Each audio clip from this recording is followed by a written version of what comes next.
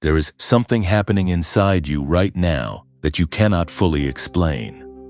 You feel it even as you read these words, even as the noise of the world presses in from every direction. On the outside, you may look composed. You may have smiled today, answered messages, gone through the motions of a life that looks functional. But on the inside, there is a tension that has been building for longer than you want to admit. A quiet ache, a restlessness that sleep does not cure and distraction cannot silence. You feel tired in a way that has nothing to do with how many hours you slept last night. You feel small in a way that does not match what people see when they look at you. And yet, underneath all of that exhaustion, underneath the doubt and the weariness and the quiet wondering if any of this means anything at all, there is something else. Something that refuses to die. A flicker, a knowing, a pull towards something greater that you cannot name but cannot ignore. This is the paradox of the chosen one. This is what nobody tells you when God places a calling on your life. They tell you about the destiny. They tell you about the anointing. They show you the mountaintop. But they do not always tell you about the valley you must walk through to get there. They do not warn you that the very season in which God is preparing you for the greatest chapter of your life will often feel like the season in which everything is falling apart. They do not explain that the weight pressing down on your chest right now is not the weight of failure. It is the weight of a purpose so significant that ordinary strength was never going to be enough to carry it. You have been asking the wrong question. You have been asking, why do I feel so weak if I am truly called? But the real question, the one heaven has been waiting for you to discover, is this. What if the weakness is the point?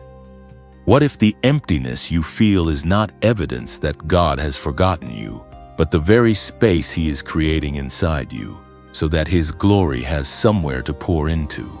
The prophet Elijah sat under a juniper tree and told God he had enough, that he was ready to die, that he could not go on. And that man, in that broken, depleted, finished moment, was only one chapter away from one of the most extraordinary encounters with the living God in all of Scripture. The exhaustion did not disqualify him. It positioned him. And so it is with you. The book of 2 Corinthians chapter 12 verse 9 carries a word that was written for exactly this moment in your life. God says, "My grace is sufficient for you, for my power is made perfect in weakness." Not in your strength, not in your confidence, not in the version of yourself that has everything figured out, in your weakness. In the place where you have run out of answers and the tears come before you can stop them, and you wonder if you have what it takes to keep going. That is precisely where divine power finds its fullest expression in a human life. That is the geography of miracles. So if you came to this message today feeling like you are too tired to be someone God would use, I need you to hear this clearly. You are not too tired. You are too close. You are too close to the breakthrough to turn back. You are too close to the open door to sit down in the hallway. The enemy does not waste his energy on people who are going nowhere. The pressure you feel is a confirmation, not a condemnation. It is proof that what God placed inside you is real enough to be worth fighting over. You were not stumbling through the algorithm today. You were not scrolling by accident. Heaven does not deal in accidents. The God who numbers the hairs on your head and counts every sparrow that falls to the ground orchestrated this specific moment for you. He saw you in your weariness. He saw you in the quiet hours when you wondered if the dream was still alive, and He pressed pause on everything else to make sure this message found you first. You are not invisible. You are not forgotten. You are not too broken to be beautiful in His hands. You are chosen, and the smile that God is wearing over your life right now is not a smile of disappointment. dressed up in grace. It is a smile of a father who sees what his child is becoming, who knows the end from the beginning, and who is clapping from heaven over every single step you have taken in the dark without any proof that the light was coming. If this is landing in your spirit right now, if something in these words is touching a place inside you that you have not let anyone near in a long time, I want you to do something right now. Type the number 888 in the comments below. That number is your declaration. It is your way of saying, I hear you, I believe it, I am still here and I am not giving up. Every person who types 888 today is building a room of chosen ones, a community of people who feel what you feel and are choosing to press forward anyway. And before you go any further, if this message is breathing life into your dry bones, please share it with someone who needs to hear it today. Like this video so that God's word can reach further. Subscribe so that you never miss a message crafted specifically for the season you are walking through. The link to support this ministry is in the description and in the pinned comment below. And every seed you sow into this work is a seed sown into the harvest of lives like yours being changed by the power of truth. This is only the beginning of what God wants to say to you today. There is a reason you have always felt different.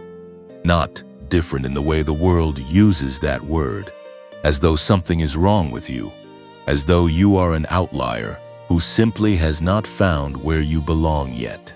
Different in the way that cannot be explained by personality tests or life experience alone. Different in a way that has followed you since childhood. That quiet sense of seeing more than others see, feeling more than others feel, knowing things before they are spoken, carrying a depth that most conversations never quite reach. You have tried to explain it. You have tried to fit it into words, and most of the time, the words fall short. What if there is a scientific explanation for what you have always known spiritually? Researchers who study the brain at the highest levels, including teams connected to institutions like MIT and NASA, have discovered something that should stop you in your tracks. The human brain operates on frequencies, not metaphorically, literally.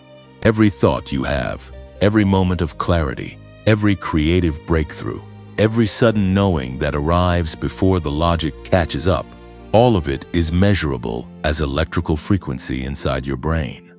And here is what the data shows.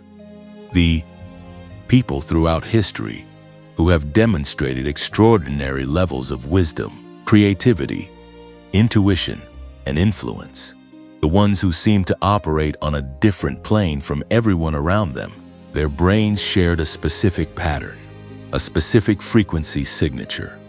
Scientists call it the gamma wave, and beneath it, acting as the soil from which gamma emerges, is a frequency called theta, running between 4 and 8 cycles per second, the same brainwave state found in deep prayer, in prophetic vision, in the moments when heaven and earth seem to touch.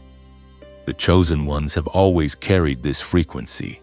What science is now confirming is what the Spirit has always known. This is where the work of Dr. James Rivers becomes impossible to ignore.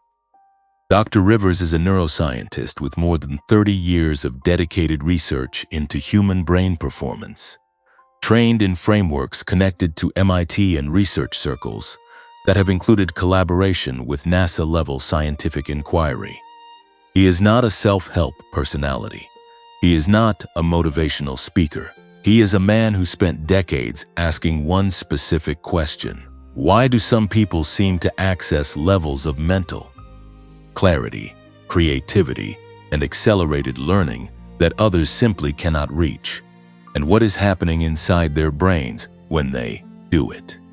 After thousands of days of research and clinical observation, the answer he found was not a drug. It was not a complicated regimen. It was not a technology that costs thousands of dollars or requires a laboratory. It was sound. Specifically, it was a precise sequence of audio frequencies designed to guide the brain into the theta and gamma states that your mind was always built to operate in, but that modern life, with its noise and its screens and its relentless demands, has slowly stripped away. Dr. Rivers called this discovery the genius wave. Here is the mechanism, and it is simpler than you might expect. Your brain, like any frequency-based system, can be influenced by external signals. When you hear two slightly different tones in each ear simultaneously, your brain naturally begins to synchronize with the difference between those tones. This is called brainwave entrainment. It is not mystical. It is not experimental. It is documented neuroscience. What the genius wave does is deliver a precise audio sequence, engineered to carry your brain from its stressed, scattered, beta wave default state down into theta, and then lift it toward gamma. The entire process takes 7 minutes. 7 minutes of listening with headphones, no meditation experience required, no years of practice, no techniques to master. Just 7 minutes, and your brain begins doing what it was created to do.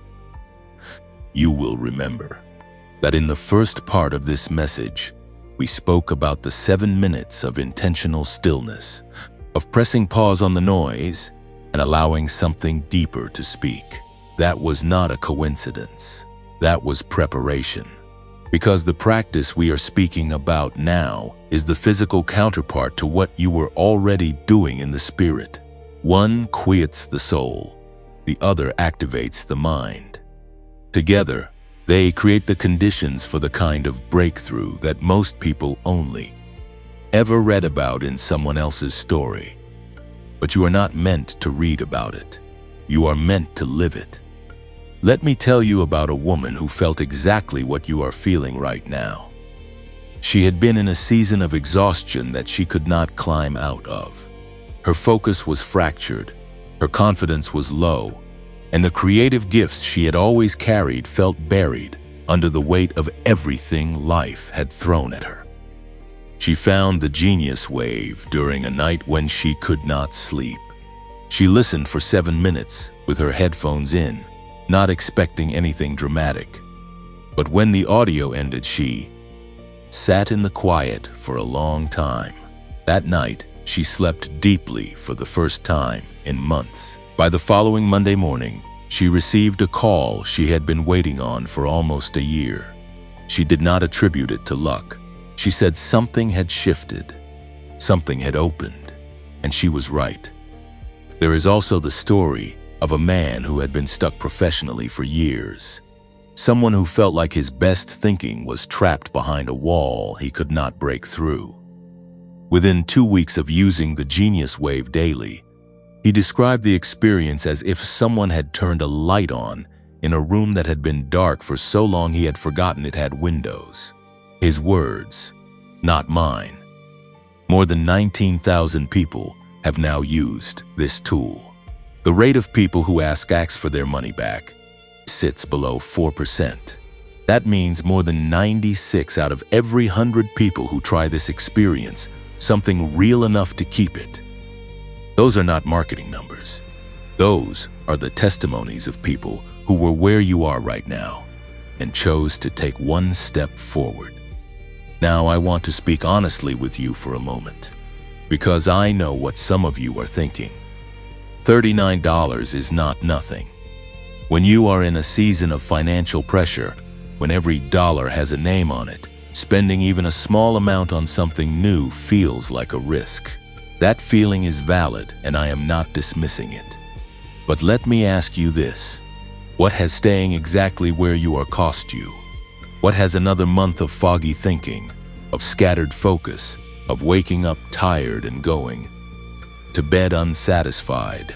What has that cost you in lost opportunities, in delayed dreams, in relationships that needed more of your best self than you had to give? The price of staying stuck is always higher than the price of the tool that helps you move. The genius wave is normally priced at $49. Through the link in the pinned comment below, you can access it today for just $39.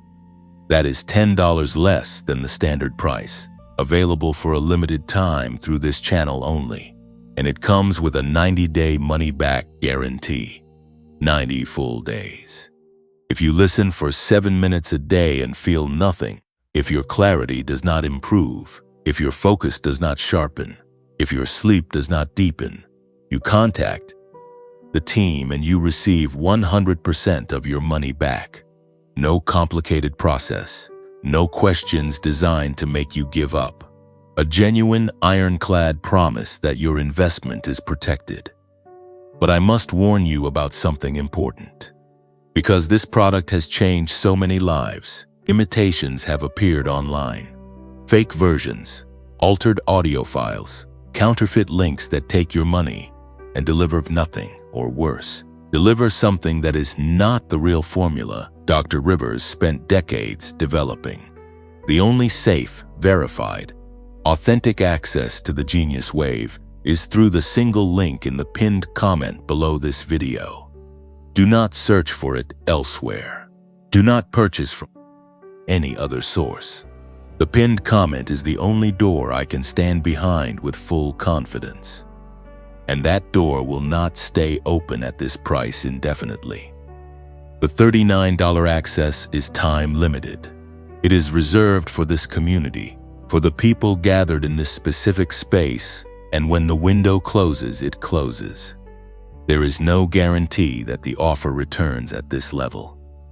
If you feel something stirring in you right now, if the words of this message have touched something real, do not let the moment pass you by and find yourself wishing tomorrow that you had acted today. The link is pinned. The door is open. Heaven has already made the arrangement. Your only job is to walk through. You have been carrying something that most people around you cannot see.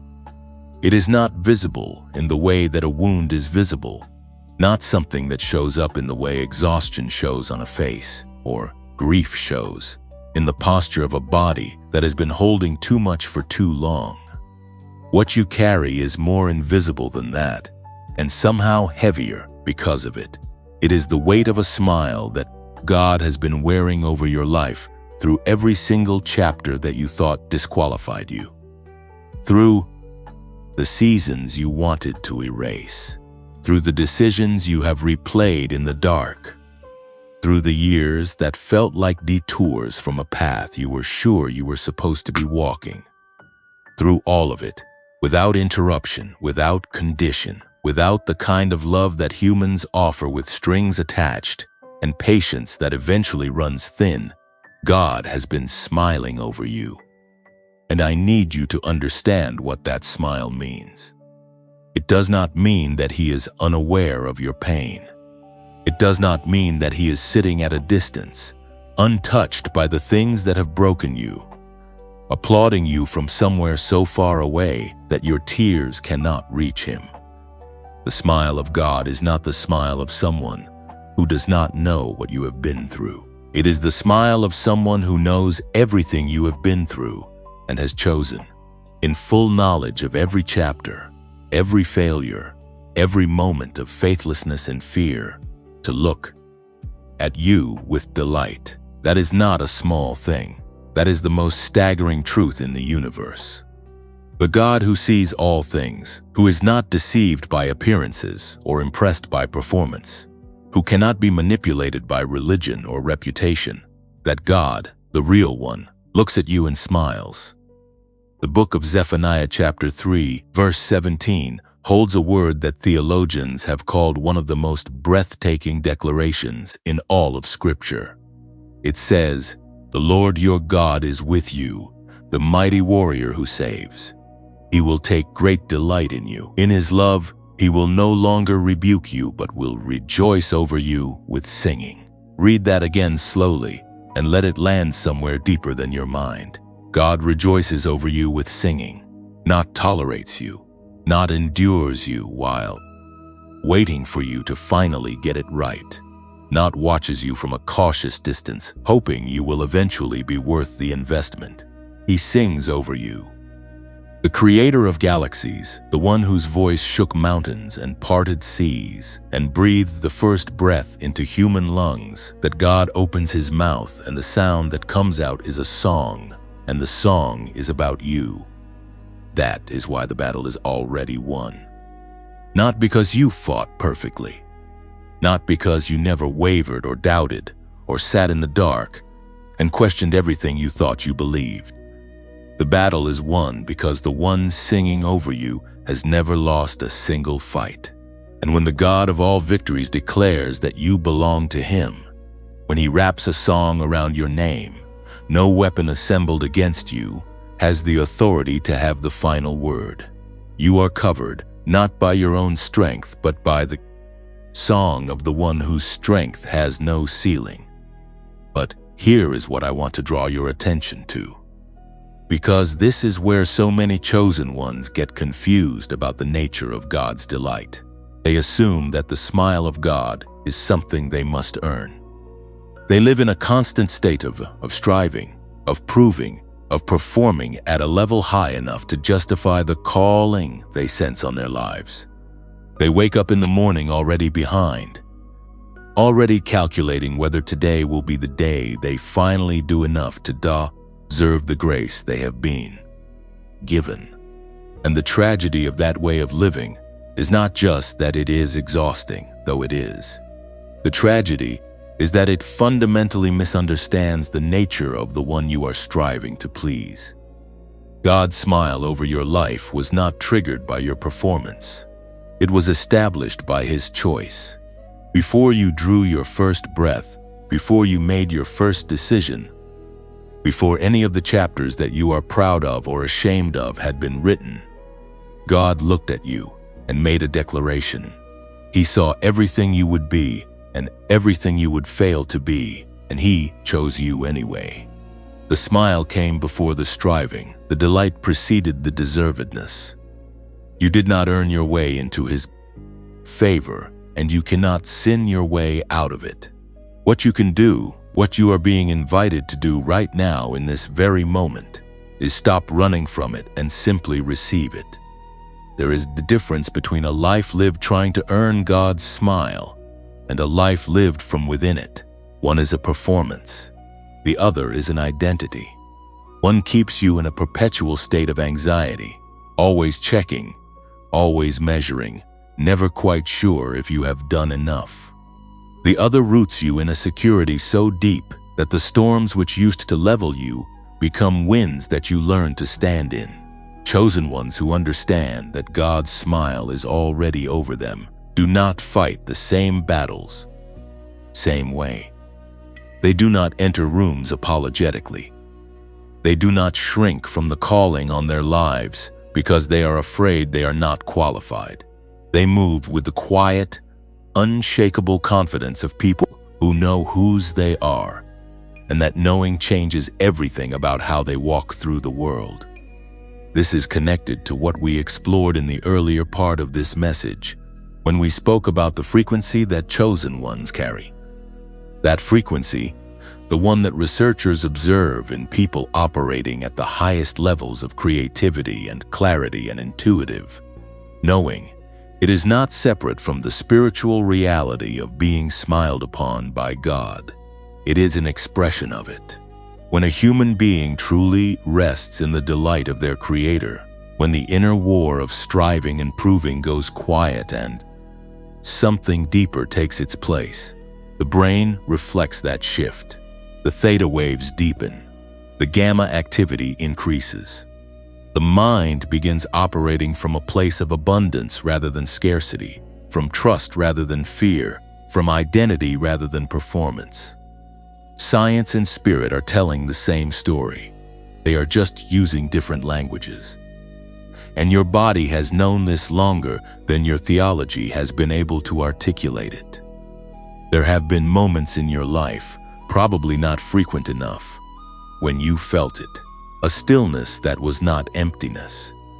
A quiet that was not loneliness. A sense of being held by something so much larger than yourself that the problems pressing in from every direction suddenly lost their ability to define the moment. You have tasted what it feels like to exist inside the smile of God. And even if those moments were brief, even if life rushed back in and covered them over before you could fully rest in them, they were real. They were not accidents. They were invitations. This is what God is doing right now in this season of your life. He is not punishing you with the difficulty. He is not withholding the breakthrough as a test of how much pain you can endure before you give up. He is dismantling the architecture of striving that has kept you from receiving what was already yours. He is removing the structures that your own hands built around the identity He gave you, the protective walls that were supposed to keep you safe but have actually been keeping His fullness out. He is making room, and the making of room, as anyone who has ever lived through a renovation knows, is loud and dusty and uncomfortable and looks nothing like the finished result. You are in the renovation, not the rubble, the renovation. The smile over your life is not waiting for the renovation to finish before it becomes real. It is present in the middle of the mess. It was present in the hardest nights. It was present in the decisions you wish you could take back. It is present right now, in this moment, as you sit with these words and feel something in your chest that you are not quite sure how to name, that thing you are feeling, that stirring, that warmth behind the ribs, that quiet but undeniable sense that something in. This message was placed here specifically for you. That is not coincidence. That is the sound of a God who sings over you, making sure you can hear the melody even through the noise of a life that has sometimes been very, very loud. He has not stopped singing. He has never stopped singing. And the song He is singing is your name. There is a reason the enemy has fought you so hard. And I do not say that to be dramatic or to use spiritual language as decoration. I say it because it is the most practical explanation for what you have been living through. When you look back across the landscape of your life and you trace the patterns of resistance, the doors that closed at the worst possible moments, the relationships that fractured right when you needed stability, the opportunities that dissolved just as they seemed to be forming, the seasons of setback that arrived precisely when momentum was beginning to build, it can feel like bad luck. It can feel like the universe is indifferent to your well-being, or worse, actively working against you. But there is another way to read that pattern, a way that changes everything about how you stand in the middle of your current battle. The enemy does not waste his resources. He is not strategic about people who pose no threat. He does not dedicate seasons of sustained opposition to lives that carry no significance in the larger story being written. The level of resistance you have encountered is not evidence that you are cursed. It is evidence that you are dangerous. Dangerous to darkness. Dangerous to the structures of fear and limitation and smallness that the enemy needs in place to keep people blind to who they are and what they carry. You are dangerous because of the frequency you carry, the one we spoke about earlier, the theta and gamma signature of a mind that was built to operate at a level that ordinary resistance cannot reach. You are dangerous because of the song God is singing over you, the one that does not stop when circumstances turn against you. You are dangerous because chosen ones who wake up to their identity do not just change their own lives. They change rooms. They change families. They change generations. And the enemy knows this even when you do not. This is why the battle has had your name on it for as long as you can remember. Not because you are weak. Not because you are a target of misfortune. But because what God placed inside you is worth fighting over. Because the calling on your life, the specific assignment written over you before a single day of your existence had been lived, is significant enough to attract opposition. The Apostle Paul wrote in the book of Ephesians chapter 6 verse 12 that our struggle is not against flesh and blood, but against the rulers, against the authorities, against the powers of this dark world, and against the spiritual forces of evil in the heavenly realms. Paul was not writing poetry. He was writing a field report from someone who had lived inside the battle long enough to understand its true nature. The opposition you have faced has never been primarily about the people or the circumstances that appeared to be the source of it. It has always been spiritual. And spiritual battles require spiritual weapons.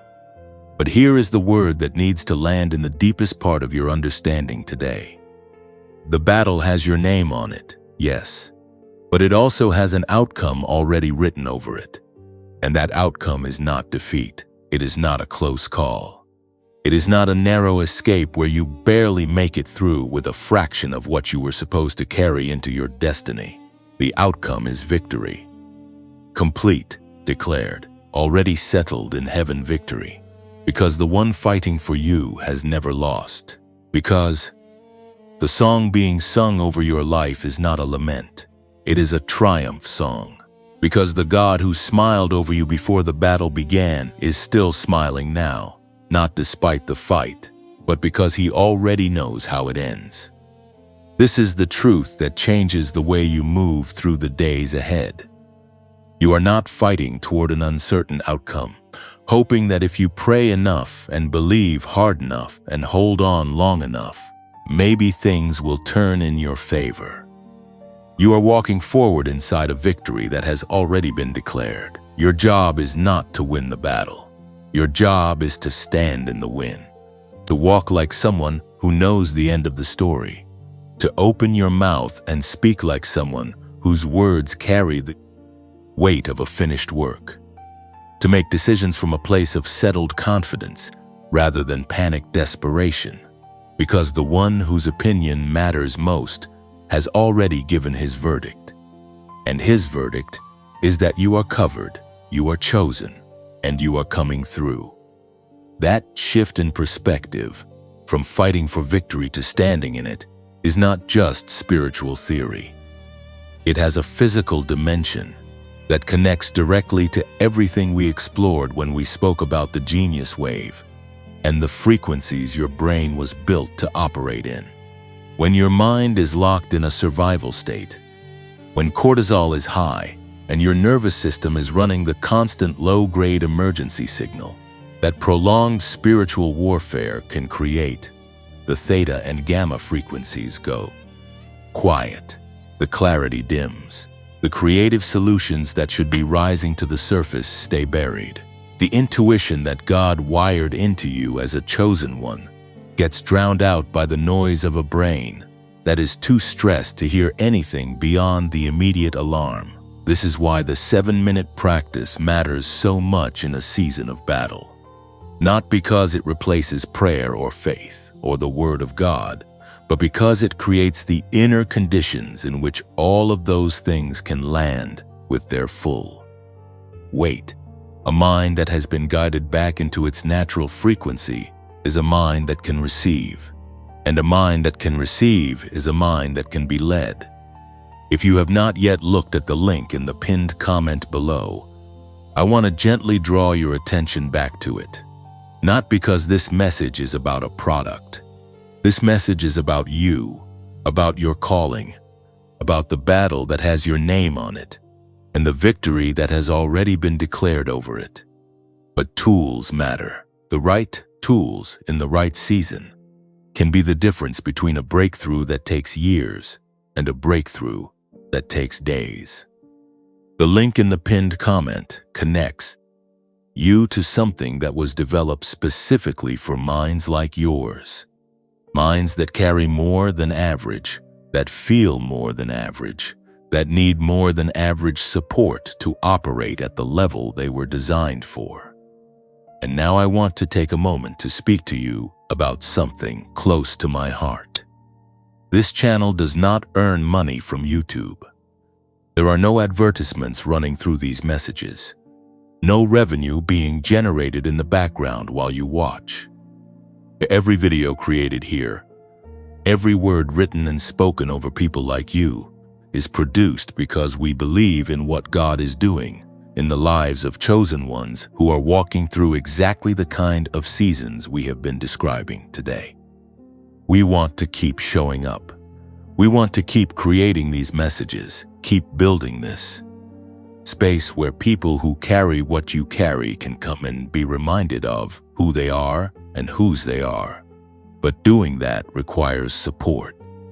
If this message has touched something real in you today, if something in these words has spoken to a place that needed to be reached, and if you feel led to help this channel continue doing what it does, you can support us through the donate link in the pinned comment or in the description below.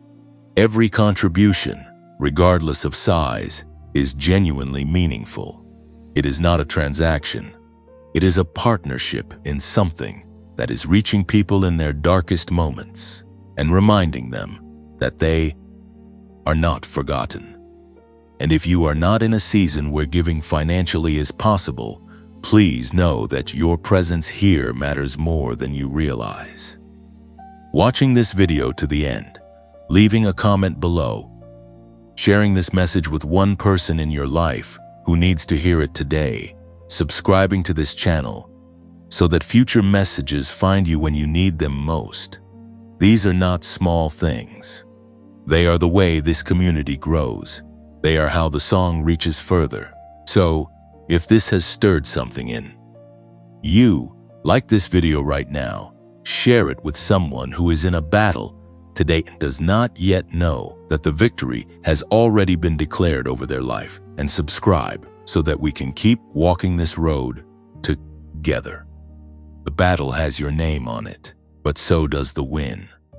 There is a frequency that heaven recognizes. Not a sound you can hear with your natural ears, not a signal that registers on any instrument built by human hands, but a frequency nonetheless. Real, measurable in its effects, undeniable in its presence. You have felt it in moments that surprised you, in the middle of a conversation that suddenly shifted from small talk into something sacred. In the quiet after a storm, when the noise finally stopped and something vast and still moved into the space the chaos left behind. In the 3 o'clock mornings when sleep would not come and you lay in the dark with nothing but your own thoughts and the distant but unmistakable sense that you were not alone. In those moments, something in you was vibrating at a frequency that your mind did not have language for, but your spirit recognized immediately. That frequency is not random. It is not accidental. It is the signature of a life that has been tuned through suffering and surrender, and the slow, painful work of being remade into something that heaven can work through. This is what it means to be wired differently, not just temperamentally, not just emotionally, differently at the level of how you were designed to receive and transmit. Chosen ones are not simply people who believe more or try harder or have a more disciplined spiritual life than everyone around them. They are people whose very makeup, whose inner architecture, was constructed for a specific kind of resonance, a resonance with the divine, a capacity to pick up signals that others miss, to carry impressions that others cannot hold, to sense the movement of something invisible with a precision that has sometimes frightened them and sometimes felt like the loneliest gift in the world. And that gift has a name in the language of neuroscience. It has a measurable correlate in the electrical activity of a brain that is operating in the theta and gamma ranges. We touched on this earlier, but I want to go deeper now, because understanding this is not a small thing. It is not a footnote to your calling. It is one of the central keys to understanding why you are the way you are, and why that way of being is not a flaw to be corrected, but a design to be honored. The theta state, running between 4 and 8 cycles per second, is the frequency of the in-between. It is where the boundary between the conscious and the unconscious mind becomes permeable. It is where intuition rises without being summoned, where creative solutions arrive fully formed before the analytical mind has even identified the problem, where the deep knowing that you have carried since childhood speaks in a voice clear enough to be heard above the noise of ordinary thinking.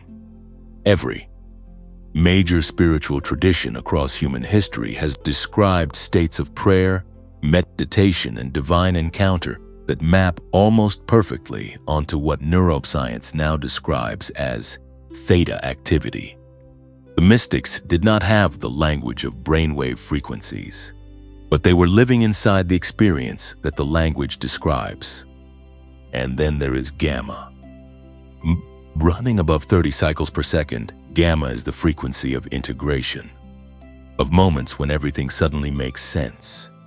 When the scattered pieces of a problem, a relationship, a calling, a confusion that has resisted resolution for months or years, suddenly arrange themselves into a pattern so clear and so obvious that you wonder how you could not have seen it before. Researchers studying people in states of deep spiritual experience, people in prayer, in worship, in moments of profound encounter with something beyond themselves, have found gamma activity spiking in ways that do not occur in ordinary waking consciousness. The brain, in those moments, is doing something extraordinary. It is operating at a frequency that connects every region of itself simultaneously, creating a kind of whole brain coherence that produces not just insight, but transformation. This is what the chosen one carries. This is what you carry. The capacity for whole brain coherence, the capacity for theta depth and gamma integration, the capacity to live at the intersection of the seen and the unseen in a way that looks, to people who do not understand it, like intuition or sensitivity, or sometimes like instability, but is actually something far more precise. It is a design. It is the way God built certain people to operate so that they could carry certain assignments that require more than ordinary perception. The book of 1 Corinthians chapter 2 verse 16 asks a question that is echoed through centuries of theological reflection. It says, "For who has known the mind of the Lord so as to instruct him?" And then it delivers one of the most staggering statements in all of Paul's writing. But we have the mind of Christ, not a piece of it, not access to it on special occasions when we have prayed enough or fasted long enough or earned it through sufficient spiritual discipline. We have it, present tense, as a possession, as a reality, as a wiring that was given at the moment of spiritual rebirth and has never been revoked. The mind of Christ is not a metaphor for trying to think good thoughts. It is a declaration that the same quality of consciousness, the same frequency of awareness, the same capacity for divine perception that operated in Jesus of Nazareth as he walked this earth has been made available to you, not as an achievement, as an inheritance. And here is why that matters so deeply in the context of everything we are exploring today. If you have the mind of Christ, if that is not a poetic aspiration but an actual spiritual reality, then what you carry inside you is not a slightly enhanced version of ordinary human consciousness. It is something categorically different. It is a consciousness that was designed from the beginning to operate at frequencies that ordinary minds do not naturally access. It is a mind built for revelation, for wisdom that exceeds the available data, for creative solutions that arrive from a source beyond the rational, for a kind of knowing that the world will sometimes call gifted and sometimes call strange, and that heaven simply calls normal for the ones it has chosen and wired for kingdom purposes. The tragedy is not that chosen ones lack the capacity. The tragedy is that so many of them have spent decades not knowing they have it, living below the frequency they were built for. accepting the scattered, foggy, exhausted mental state of a life under pressure, as though it were simply the human condition, as though there were no other option, as though the mind of Christ they were promised was a distant aspiration rather than an immediately accessible reality. They have been living with the lights off in a room that was built to be flooded with light. And the turning point, the moment when everything begins to shift, is always the same. It is the moment of recognition, the moment when a chosen one stops explaining away what they carry and starts leaning into it, stops apologizing for the depth of their perception and starts trusting it, stops trying to fit into the frequency of the world around them and starts operating from the frequency they were built for. That moment of recognition does not always arrive loudly. Sometimes it is quiet. Sometimes it is the soft landing of a truth that has been circling for years, finally finding a place to rest inside you. Perhaps that is what is happening right now. Perhaps this is your moment of recognition. Perhaps the words of this message are not introducing you to something new, but reminding you of something ancient that your spirit has always known and your mind has been slowly catching up to. That you were built for more than ordinary perception, that the frequency you carry is not a burden, it is a gift, that the mind you were given is not a liability to be managed but a weapon to be wielded, a vessel to be filled, a receiver tuned to a signal that most of the world cannot hear. But you can hear it, you always could. You have been sitting with a lot of truth today, heavy truth. Beautiful truth. The kind of truth that does not just inform the mind, but presses itself into the places inside you that have been waiting a long time for something solid to hold on to. And now I want to bring all of that truth into contact with something practical. Because chosen ones are not just called to carry revelation.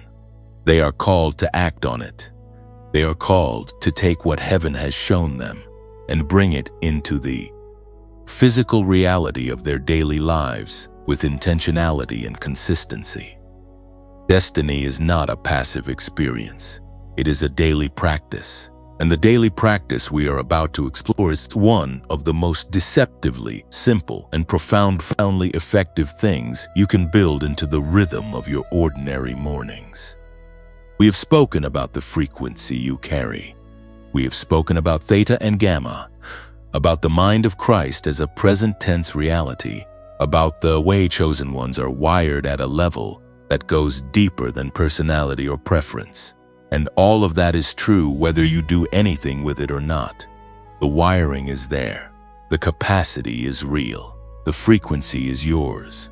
But capacity that is never activated remains potential. And potential that is never converted into practice remains a story you tell about yourself rather than a life you actually live.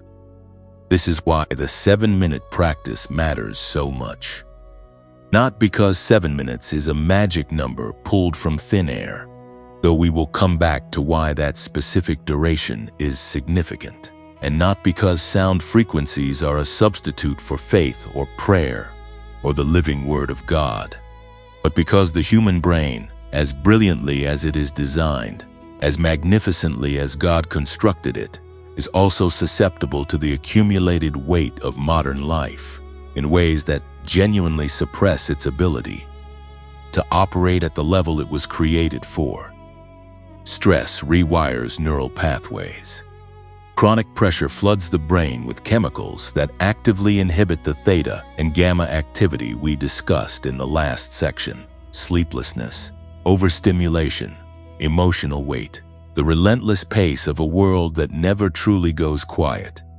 All of these things collaborate to push the chosen one's mind out of the frequency it was built for and into a state of low-grade survival that masquerades as normal because everyone around them seems to be living there too. But normal for the world around you was never the standard you were called to, and the 7-minute practice is a daily act of returning. a returning to the frequency, a deliberate, consistent choice to pull your mind back from the survival state and guide it into the theta depth and gamma coherence that allow you to hear, to create, to perceive, to receive, to operate as the person you actually are, rather than the diminished version that stress and pressure and the accumulated weight of carrying more than most people understand have temporarily installed in your place. Dr. James Rivers, the neuroscientist whose 30 years of dedicated research produced the genius wave, chose 7 minutes based not on convenience but on clinical observation. 7 minutes is the duration at which the brain's natural resistance to frequency change begins to yield. Less than 7 minutes, and the entrainment process has begun but not completed. More than 7 minutes, and the brain can begin to fatigue in ways that counteract the benefit. 7 minutes is the threshold of optimal shift. It is the precise window in which the audio frequencies embedded in the genius wave can guide the brain from its default stressed state into the theta and gamma activity. That is your birthright as someone wired for higher perception. And here is what makes this particularly remarkable for chosen ones specifically. Because you were already built for this frequency, because your neural architecture already has the pathways that theta and gamma travel through, the shift happens more readily for you than it would for someone without that wiring. You are not being asked to build something from scratch. You are being asked to return to something that was always yours, to clear the static so that the signal you were designed to carry can come through clean and strong and unobstructed. 7 minutes each morning, before the noise of the day has a chance to occupy every available space in your consciousness, is the practice of keeping the frequency clear. Think about what 7 minutes actually looks like in the context of your morning. Before the first scroll through a phone, before the first conversation that pulls your attention outward, before the demands of the day begin stacking themselves against the hours available to meet them. 7 minutes of sitting with headphones in and allowing a precisely engineered sequence of sound to do what your own willpower, no matter how strong, cannot do as efficiently on its own. Guide your brain into the state where the mind of Christ, which we established is not a metaphor, but a reality you carry, can operate without the interference of a nervous system running on emergency signals. People who have built this practice into their mornings describe the shift in language that is remarkably consistent. They talk about a clarity that feels different from ordinary alertness, a settled quality to their thinking that allows solutions to surface rather than having to be dug for, a creative access that had previously felt blocked or intermittent becoming reliable, something they can count on rather than something they hope for. One person described it as the difference between trying to tune a radio by hand in a moving car and suddenly having a signal lock in perfectly and hold. The music was always there. The station was always broadcasting. The practice creates the conditions for your receiver to finally hold the frequency steady. If you have not yet accessed the Genius Wave, the link is waiting for you in the pinned comment below this video and in the description. The investment is $39, down from the standard $49, and it comes protected by a 90-day money-back guarantee. That means your only real risk is not trying it. 90 days of 7 minutes each morning. That is the commitment being asked of you. And what is being offered in return is a mind operating closer to the level it was designed for, in a body that is less reactive and a spirit that is more receptive, doing the work of a chosen one from a place of genuine capacity rather than grinding determination alone. Now I want to speak softly about something else for a moment. because this community matters deeply to us, and we do not take lightly the trust you place in this space when you show up here. This channel does not earn money from YouTube. There are no ads running alongside these messages, no monetization in the background, quietly converting your attention into revenue for someone else. Every message crafted here, every hour spent writing and speaking these words over lives like yours, is sustained entirely by the generosity of people who have been touched by what God is doing through this work and who choose to partner with it. If this message has been one of those for you today, if spoken here has landed in a place that needed it, and if you feel led to help us continue showing up for people who are walking through exactly what you have been walking through, the donate link is in the pinned comment and in the description below. Whatever you are able to give, it is received with genuine gratitude and used to keep this work alive for the next person who arrives here in a moment of need. And if giving financially is not where you are right now, please know that's completely understood, and your presence here is already a gift. But if this message has stirred something real in you today, there are things you can do right now that cost nothing and mean everything to the growth of this community. Like this video. It takes 1 second, and it tells the algorithm that this content is worth showing to someone else who needs it. Share it with one person in your life who is in a battle right now and needs to be reminded that the frequency they carry is real and the victory over them has already been declared.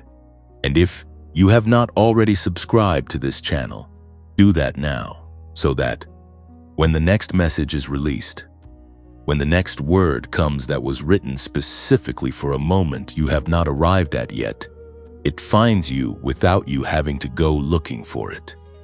The practice is simple. 7 minutes every morning.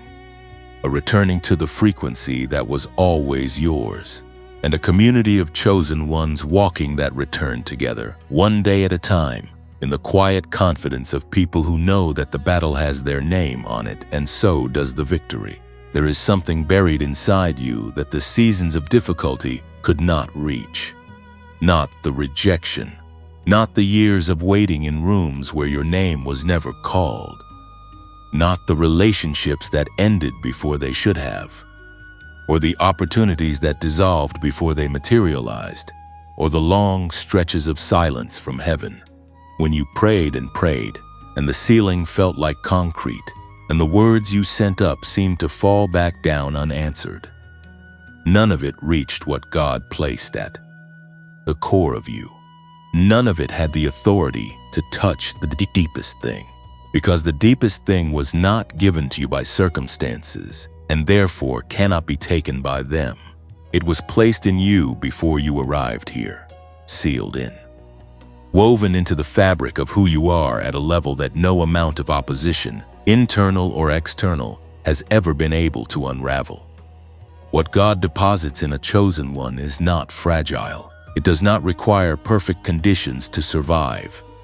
It does not need to be protected from hardship, or sheltered from the storm, or kept in a controlled environment where nothing difficult is ever allowed to happen. In fact, and this is one of the most counterintuitive truths of the chosen one's journey, what God places inside you actually requires pressure to fully emerge. The diamond does not become what it is despite the pressure applied to it. It becomes what it is because of it. The pressure is not the enemy of the treasure. The pressure is part of the process by which the treasure reveals itself. This is what the years of difficulty were doing. Not destroying what was placed inside you, revealing it, stripping away the layers of performance and pretense and borrowed identity that had accumulated over decades of trying to be acceptable to a world that was never going to fully understand what you carry. The suffering was not punishment. It was excavation. Heaven digging down through the accumulated sediment of everything you thought you had to be. in order to be loved, in order to be chosen, in order to deserve the grace that was yours before you ever did a single thing to earn it, digging down through all of that until it could reach the original thing, the thing God put there, the thing that was never broken even when everything around it was. And now in this season, that thing is beginning to surface. You may not feel it fully yet. You may still be in the middle of the excavation, still in the part of the process that feels more like loss than discovery, more like ending than beginning. That is real, and I am not asking you to pretend otherwise. But I am asking you to consider the possibility that what feels like things falling away is actually things being removed, that the stripping is not arbitrary, that the discomfort of this season is the discomfort of emergence, of something real and solid and God-given finally breaking the surface of a life that has been holding it under the weight of everything that needed to be released. The gifts that God placed in you were never accidental. They were architectural, designed specifically to match the assignment written over your life before you were born. The way you see things that others miss is not a personality quirk. It is a prophetic faculty. The way you feel the atmosphere of a room when you walk into it, the way you sense the emotional undercurrents of situation before they are spoken, the way ideas arrive in you fully formed in the quiet moments when your mind has finally stopped performing and simply rests. These are not coincidences of temperament. They are tools. Precision instruments placed inside a specific vessel for a specific purpose in a specific season of history. And those tools have not rusted during the years of waiting. They have not deteriorated during the seasons of silence. They have not been diminished by the battles you have walked through or the mistakes you have made, or the times you doubted the very calling you are now beginning to step back into. The gifts of God are described in Scripture in a way that should silence every voice that has ever told you that you missed your window, that you are too old, too damaged, too far from where you were supposed to be by now to still be chosen for the thing you were made for. The book of Romans chapter 11 verse 29 says this, and it is a statement so simple and so absolute that it requires very little embellishment. It says, "For the gifts and the calling of God are irrevocable." Irrevocable, not conditional, not subject to review based on your performance in the intervening years, not available for a limited time only, and then withdrawn when the conditions were not met. Irrevocable, which means that everything God placed inside you on the day He formed you and knew you and set you apart, it is still there, all of it, intact, waiting not to be earned back but to be walked in, waiting not for you to prove yourself worthy of it, but for you to simply stop arguing against it and start moving from it. This is the word that needs to find the place in you where the doubt has been living, the place that has been quietly whispering that maybe the calling was real once, but it has expired. That maybe there was a version of your life in which the gifts were activated and used for the purpose they were given.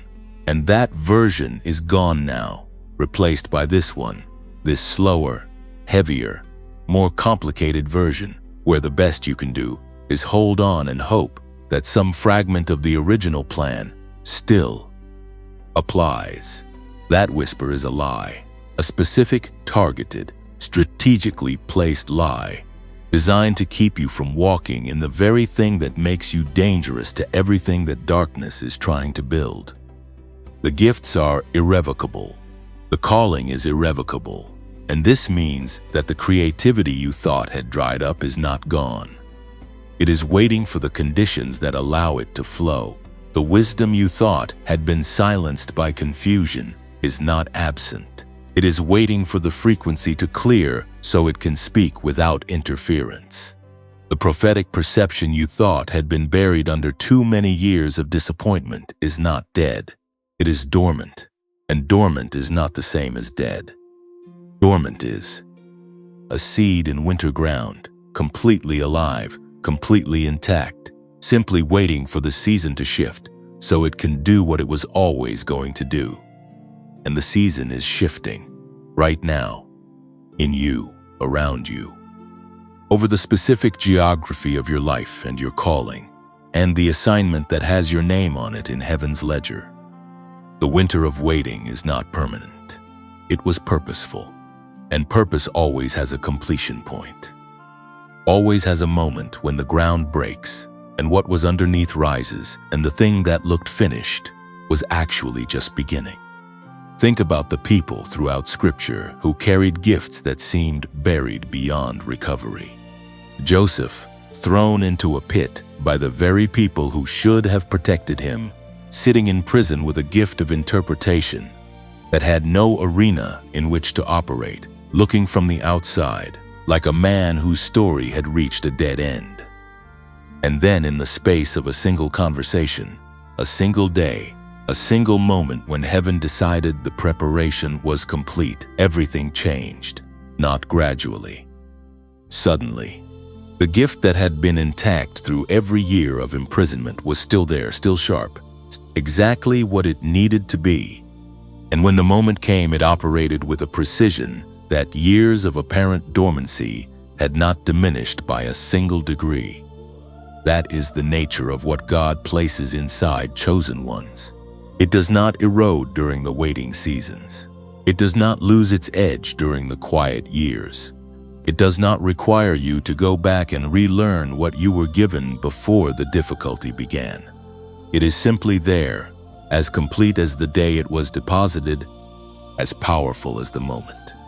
Heaven decided you were the one who should carry it, waiting for the alignment of a moment that God has been engineering through every single thing you have lived. Through even the things that felt most like setbacks, most like losses, most like the end of something that was supposed to be a beginning. You have not missed it. You have not lost it. You have not been disqualified from it. The gifts are irrevocable. The calling is irrevocable. And you, chosen one, are standing closer to the activation of both than you have ever been in your life. What God placed in you is still there, all of it, waiting for you to believe it. There is a moment in every chosen one's journey when the testimony stops belonging only to them. When the story that was forged in their private pain, in the sleepless nights and the silent tears and the seasons that felt like they were dissolving everything that mattered, when that story steps out of the hidden place and becomes the thing that pulls someone else back from the edge of giving up. This is one of those moments. Because what God has been doing in the lives of people who found this message, people who arrived here carrying the same weight you have been carrying, the same questions, the same exhaustion, the same flickering hope that refused to go completely dark. What He has been doing in those lives is not a secret He once kept. It is evidence He once shared, evidence that the frequency is real, evidence that the calling does not expire, evidence that the gifts are irrevocable, and the battle is already won, and the smile of God over a surrendered life produces outcomes that no amount of human strategy or self-improvement alone could manufacture. Let me tell you about a woman named Maya. She had spent 14 months in a kind of inner winter that she did not have language for. Not depression in the clinical sense, though the heaviness had that quality. More like a disconnection, a sense of being present in her own life without actually inhabiting it, of going through the motions of work and relationships and daily responsibility, while something essential in her had gone very, very quiet. She had tried everything the self-help world offered: the journals, the routines, the gratitude lists, the therapy sessions that helped her understand her patterns without quite reaching the place where the patterns changed. She was not broken in any way that was visible to the people around her. She was simply not fully alive in the way she knew she was supposed to be. She found this message at 3 o'clock in the morning, on a night when sleep had once again refused to come. She listened, and when it ended, she sat in the quiet for a long time, not analyzing what she had heard, just sitting in it. That night, for the first time in 14 months, she slept until morning, not because a problem had been solved, but because something had shifted in the atmosphere of her inner world. Something had been spoken over her that her spirit recognized even when her mind was still catching up. The following Monday, she received a call she had been waiting on for almost a year, an open door that had seemed permanently closed. She did not call it coincidence, she called it alignment. The frequency had cleared, the signal had locked in, and what heaven had been holding in reserve for her moved the moment the conditions inside her allowed it to land. There is also the story of a man who had spent years feeling like his greatest capacity was trapped behind a wall he could not identify clearly enough to dismantle. He was intelligent. He was capable. People around him consistently recognized something in him that he himself could not fully access. He would have moments of brilliant clarity followed by long stretches of fog. He would catch glimpses of the version of himself that was supposed to be operating, and then lose the thread before he could follow it all the way to where it led. He described the experience as having a powerful engine in a car he could not quite figure out how to start. He began the 7-minute daily practice during a season when he had run out of other ideas. Within 2 weeks, something had changed. The fog was lifting, not dramatically, not in a way that announced itself, but consistently. The clarity that had been intermittent became reliable. The creative access that had felt blocked began to flow with ease that surprised him. He told me later that the most significant shift was not in what he could do, but in how he felt about what he carried. The doubt had quieted. The gifts had room to breathe. And in that room, everything began to move. More than 19,000 people have now walked this road. People who arrived at this message feeling exactly what you feel right now and chose to stay. Chose to press play again. Chose to take the small, practical, unspectacular daily step of 7 minutes toward the life they could sense was waiting but could not quite reach. The stories they carry are not identical, but they rhyme. Clarity returning where fog had settled. Creativity flowing where blockage had become the expected default. Sleep deepening. Relationships improving. Opportunity appearing after long seasons of closed doors. Income shifting. Confidence rebuilding from the inside out rather than being performed the outside in. And underneath all of the practical changes, something more fundamental. A sense of coming home to themselves. Of finally inhabiting their own life with the fullness that was always supposed to be there. The book of Joel chapter 2 verse 25 carries a promise that was written for people who have lived through exactly the kind of seasons these testimonies describe. God says, "I will repay you for the years the locusts have eaten, not some of the years, not the years that were lost through no fault of your own, while the years that were lost through your own choices remain unaddressed, all of the years." Every season of consumption, of reduction, of watching something that should have been growing instead being stripped away, God looks at the full account of what has been taken, and he makes a declaration that defies every financial and logical principle of how recovery works. I will repay you. Not I will help you rebuild slowly over time if you work hard enough and make the right choices consistently enough. I will repay you. A direct transaction, a divine reversal, a restoration that operates at a speed and a completeness that human effort alone cannot produce. This is the promise standing over the testimonies you just heard. This is the theological reality underneath the practical stories of clarity and creativity and open doors. The years the locusts ate in Maya's 14 months of inner winter. The years consumed in the life of the man whose engine would not start. The years that have been eaten in your own story, in the seasons you are still in the middle of, or only recently beginning to emerge from. God has not forgotten the account. He has been keeping it, and His intention is not partial restoration. It is full repayment, pressed down, shaken together, running over. The way the God of abundance settles a debt is never the minimum required. It is always more than the math suggests should be possible.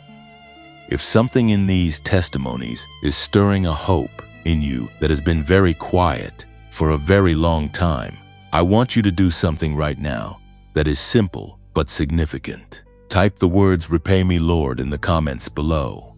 4 words. A declaration and a prayer simultaneously. A way of saying out loud, in a space where other chosen ones can witness it, that you are choosing to stand on this promise. That you are not writing off the years that were lost. That you are presenting the account to the one who has the authority and the intention to settle it in full. Type "Repay me, Lord" right now and watch what happens when a community of chosen ones lifts that declaration together. Because there is something that moves in the atmosphere when people who carry the same frequency speak the truth at the same time. Heaven pays attention to that kind of agreement. The testimonies you have heard today are not the ceiling of what is possible. They are the floor. They are the beginning of what God does. When a chosen one stops waiting to feel ready and starts moving in the direction of the life they were built for. The woman who slept through the night for the first time in over a year. The man whose engine finally started. The thousands of people in between whose stories did not make it into this message, but whose lives have been quietly, consistently, reversibly changed by the same combination of divine truth and practical activation that you are being invited into right now. Your testimony is still being written. The locusts do not get the final word. God does. And His word over your life, over the years that were taken, over the gifts that went dormant, over the calling that never expired even when it felt like everything around it had. His word is repayment, full, complete, more than what was lost, better than what was taken, pressed down and running over in the way that only the God of irrevocable gifts and unbreakable promises knows how to deliver. The testimony rising from your season is not finished. It has barely begun. You are closer than you think. I need you to hear that, not as a motivational phrase, not as the kind of thing people say when they do not know what else to offer someone who is tired and has been waiting longer than they planned. I need you to hear it as a precise spiritual assessment of where you are standing right now in the timeline of your own story. Because there is a specific kind of danger that belongs uniquely to the season just before the breakthrough. Specific kind of vulnerability that chosen ones face not at the beginning of the journey, when the calling is fresh and the faith is energized and the sense of divine appointment is strong enough to carry you through the early obstacles, but at the threshold, at the place where everything that was promised is within reach and the enemy knows it and the battle intensifies in direct proportion to how close you have come to the thing he has been trying to prevent you from reaching. This is the moment when most people stop, not because they are weak, not because they never truly believed, not because the calling was not real, or the gifts were not genuine, or the promises of God were not worth holding on to. They stop because the threshold looks, from the outside, indistinguishable from a dead end, because the silence of the final stretch of waiting sounds exactly like the silence of abandonment to a heart that has been holding on for a very long time. Because the intensity of the opposition in this season feels like confirmation that something has gone permanently wrong, rather than confirmation that something is about to go irreversibly right. The enemy understands timing in a way that should inform how you interpret the pressure you are currently under. He does not mobilize his heaviest resistance at the beginning of a chosen one's journey. He cannot afford to, because early opposition often has the paradoxical effect of strengthening faith rather than destroying it. The stories of people who were tested early and came through are testimonies that build the very conviction that makes chosen ones harder to discourage over time. So, the strategy shifts. The heaviest resistance is reserved for the threshold. For the moment when a chosen one is one step, one decision, one act of obedience, one more day of refusing to quit, away from the open door that changes everything. If the battle around you has intensified recently, if the pressure feels heavier now than it did a year ago, even though you would have expected that time and growth in prayer would have made things lighter by now, I want you to consider the possibility that what you are experiencing is not evidence of regression. It is evidence of proximity. You are close enough to the breakthrough that heaven is mobilizing on your behalf, and darkness is mobilizing in response. The noise you are hearing is the sound of a battle being fought over the specific territory of your next chapter, and the outcome of that battle was already determined before it began. The prophet Elijah understood this kind of threshold exhaustion in a way that makes his story one of the most honest and human accounts in all of Scripture. Here was a man who had just witnessed one of the most dramatic demonstrations of divine power in the history of Israel: fire falling from heaven, prophets of Baal silenced, the impossible made undeniable in front of a crowd of witnesses. And then, immediately after, almost without pause, he was running, hiding under a tree, asking God to let him die, telling the one who had just displayed incomprehensible power on his behalf that he was the only one left, and it was enough, and he could not go on. What was happening to Elijah in that moment was not spiritual failure. It was threshold exhaustion, the particular depletion that sets in when a chosen one has given everything they have for the assignment, and the body and the soul have simply run out of reserves. It is not the same as faithlessness. It is not the same as abandonment. It is the human experience of having operated at maximum capacity for an extended period without adequate replenishment. And what God did in response to it is one of the most tender and revealing moments in the entire biblical narrative. He did not rebuke Elijah. He did not remind him of everything he had witnessed and tell him that his exhaustion was an insult to the miracle he had just been part of. He sent an angel with food and water, and the simple, profound instruction recorded in the book of 1 Kings chapter 19 verse 5. Arise and eat, for the journey is too great for you. Arise and eat, for the journey is too great for you. Not too great for God, too great for you in your current state of depletion, which means the solution was not a lecture on faith. The solution was replenishment, nourishment, the restoration of capacity before the next leg of the journey was attempted. God met Elijah's exhaustion not with disappointment but with provision. And then, strengthened by what heaven provided, Elijah traveled 40 days to the mountain of God, where he received the next instruction for the next chapter of the Regmi. Assignment that the threshold exhaustion had almost convinced him was over. The journey ahead of you is not over. The assignment has not been canceled. The calling has not expired in the night while you were too tired to guard it. But the leg of the journey you are about to enter does require something different from what the previous legs required. It requires the kind of replenishment that only comes from above, the kind of nourishment that reaches the places in you that sleep cannot fully restore and human encouragement cannot fully reach.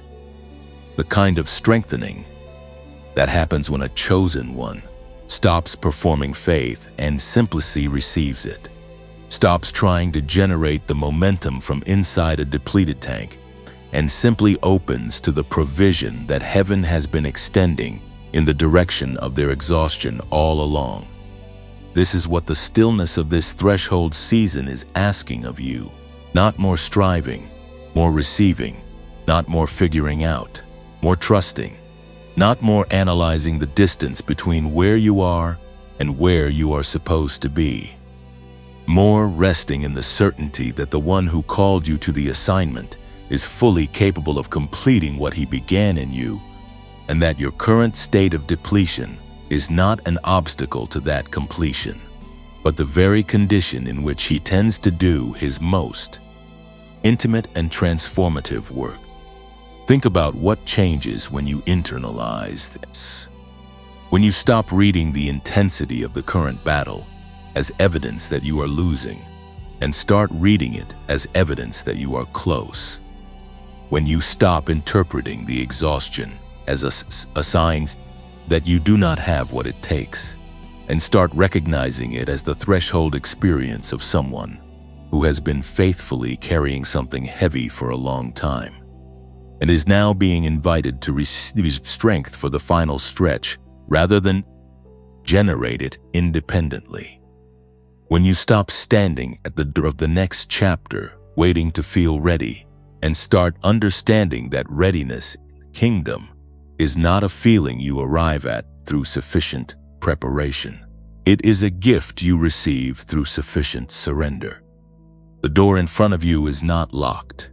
It is not sealed against you. It does not require a version of yourself that is more together, more healed, more confident, more spiritually mature than the one standing in front of it right now.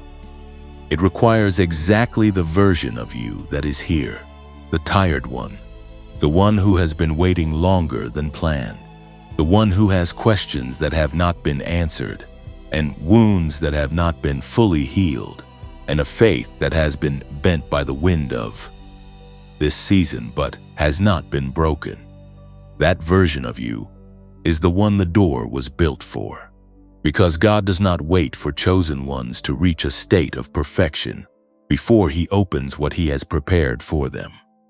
He opens it when the preparation, which always looks different from the outside than it does from the inside, is complete. And the preparation in your life is closer to complete than the enemy wants you to believe. The threshold you are standing at is closer to a door than it appears from where you are standing. The silence of this final stretch is not the silence of a God who has moved on. It is the held breath of heaven in the moment before something that has been a long time coming finally arrives. Do not stop now. Do not sit down at the threshold and mistake it for the destination. Do not let the intensity of the opposition in this season convince you that proximity to the breakthrough is the same as distance from it. You are one step from the turning point. One more morning of choosing to believe. One more day of carrying what you were given, even when it feels heavier than you have strength for. One more act of trusting the one who said that the journey is too great for you and who has already dispatched what you need to complete it. Arise. The provision is already on its way. You made it to this moment, not by accident, not because the algorithm decided you deserved a good day. You made it here because something in you refused to let go even when letting go would have been the easier choice. Something in you kept pressing forward through the seasons that had no visible end, through the nights that asked more of you than you felt you had to give, through the chapters that looked from the outside like failure, but were from the inside the most honest and costly kind of faithfulness. You are here because the God who calls does not abandon, because the song he began singing over your life before you were born has not reached its final note, because the frequency you carry the one that science is only beginning to find language for, and that your spirit has always recognized, is still broadcasting, still clear, still powerful, still reaching into the places where heaven and earth touch and pulling something through that the world around you needs. This is the final word over your life today. Not a conclusion, a declaration. Because declarations are not summaries of what has been. They are seeds planted into what is coming. And what is coming over your life, chosen one, is something that the hardest seasons you have walked through were never able to permanently delay. It has been building, quietly, consistently, with the kind of patience that only belongs to a God who operates outside of time, and therefore is never surprised by how long something takes. It has been building in the hidden places, in the character that was forged under pressure, in the faith that was refined in the fire, in the gifts that went dormant during the winter and are now, right now, in this very season, beginning to stir toward emergence. The battle is won, not will be won, not is in the process of being won pending your continued performance, is won, finished, declared complete by the only voice whose declaration carries the weight of eternal finality. And that same voice, the one that spoke worlds into existence and breathed life into the first human lungs and called Lazarus out of 4 days of death with nothing more than a word, that voice has been speaking over you throughout every page of the story you have been living. Speaking things you have not always been able to hear above the noise. Speaking promises that the enemy has worked very hard to drown out. Speaking a future over you that would take your breath away if you could see it clearly from where you are standing right now. Before we go any further, I want to do something that I believe matters more than any word I could add to what has already been spoken today. I want to pray over you, not as a formality, not as a religious punctuation mark at the end of a message, but as a genuine act of standing in agreement with what God has already declared over the life of the person reading and hearing these words right now. So if you are willing, wherever you are, whether you are sitting in a quiet room or standing in a crowded space or lying in the dark on a night that has felt very long, I invite you to close your eyes for just a moment and receive this.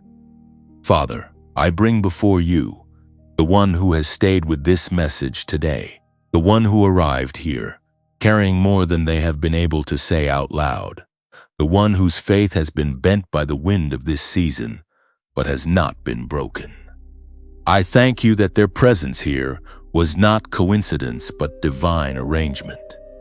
I thank you that the gifts you placed in them before they were born are irrevocable, that the calling written over their life has not expired, that the years the locusts have eaten are subject to your promise of full repayment.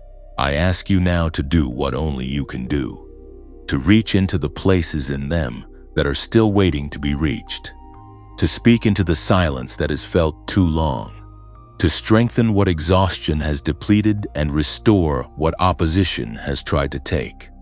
Let them feel in this moment the reality of your smile over their life. Let the frequency of heaven find its clearest signal in them, and let what you have been building in the hidden season begin now to emerge into the open in ways that exceed everything they have asked or imagined. Cover them, carry them, complete what you began. In the name that is above every name, Amen. That prayer was not just words. It was an agreement between heaven and a life that heaven has already chosen.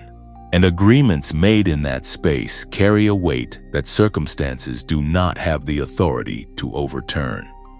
Now, I want to speak to you about the practical reality of walking forward from this moment.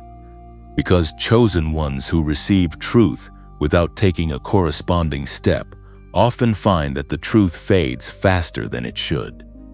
The revelation that does not become a practice eventually retreats back into the category of things you once heard that were beautiful, but did not change anything. And you did not sit with this message today to collect another beautiful thing that does not change anything. You sat with it because something in you knows that the season of simply surviving is over, and the season of walking in the fullness of what you were built for is beginning. The 7-minute daily practice we spoke about earlier in this message is one of the most accessible and effective first steps you can take toward making that shift tangible in your daily life. The Genius Wave, developed by Dr. James Rivers after more than 30 years of dedicated neuroscientific research, is not a substitute for faith or prayer or the Word of God.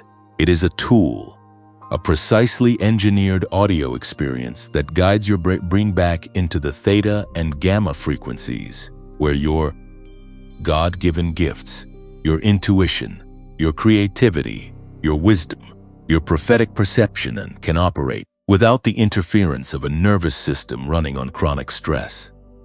7 minutes each morning. That is the practice.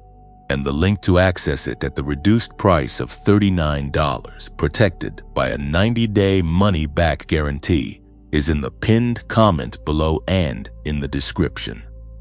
If something in this message has confirmed for you that this is your season of activation, do not let this moment pass without taking that step. The door is open, the provision is available, the link is waiting. And now, from the deepest place of gratitude, I want to speak to you about this channel and the work that makes these messages possible. This channel is no longer monetized on YouTube. We made that choice deliberately because we believe these messages should arrive without the interruption of advertisements placed by people who have no knowledge of the sacred space this community is trying to hold. But that decision means that the work of writing, producing, and delivering these messages continues entirely because of the generosity of people who believe in what God is doing here and choose to partner with it. We continue to show up because we believe these messages need to keep reaching the right people at the right moment. Because every time someone tells us that a video found them in their darkest night and spoke exactly what they needed to hear, we know that the work is worth continuing. But continuing requires support. If you want to walk alongside us in keeping this work alive, you can support this channel through a voluntary donation using the link in the pinned comment or in the description below. We are grateful for every contribution, every prayer, every share. Each one is received not as a transaction but as a partnership in something that is genuinely changing lives. And if you are not in a season where financial giving is possible, please know that you are still part of what makes this work matter. Your presence here is not small. The fact that you stayed with this message, that you let these words find the places that needed to be found, that matters to us more than we can fully express. So before you close this video, do these things. Like it right now, because every like helps this message find the next person who is standing at their own threshold, wondering if anyone sees them. Share it with someone in your life who is in a battle today and needs to be reminded that the battle has already been won. Subscribe to this channel if you have not already, so that when the next message comes, the next word that was written with your season in mind, it finds you without you having to go looking for it and leave something in the comments. A word, a declaration. Let this community know that you were here and that something in this message landed. You are not ordinary. You have never been ordinary. You were chosen before you were formed, called before you could answer, gifted before you could earn it, and smiled over by a God whose delight in you has not dimmed through a single chapter of the story you have lived. The battle is won. The season is shifting. The frequency is clear. And the chosen one standing at the threshold today is about to step through into the fullness of everything that has been waiting on the other side. Go, it is time.